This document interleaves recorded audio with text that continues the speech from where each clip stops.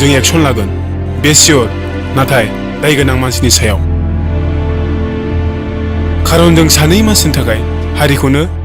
जों दुसिनो हाया नाथाय बिसोरो जोंखौ सोरबा सानै मानसिनि थाखायनो जोंनि गासै मानसि हारिखौनो दुसियोना कुसारि कुसारि औ कुसारि होनना बेखायनोथ' जों बिसोर बायदि गोरोन्थि मावनो हाया आरो मा गोरोन्थि जाबावनो गावनि लोगोनि बिनानावानो बिब्दि खालामजाबाय जों थासान्दियाव रबि जों एक्सन लागोन नाथाय दुसि मानसिनि सायाव आरो जों मोनसे खोथाखौ साननायाबो गोनां बिसोर जोंनि जायगायाव जोंनि मानसिनि सायाव बेबायदि जाथाय खालामदों गमायै जोंनि मानसिनि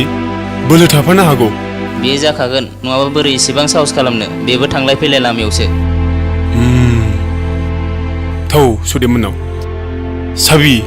हजों रावबो जेबो दावराव खालामनाङा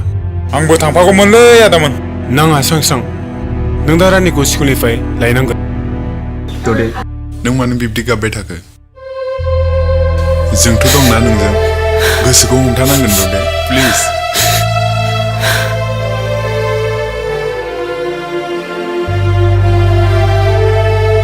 आदै अ आदै अ गोमबोर सफैबाय फै जिरायफै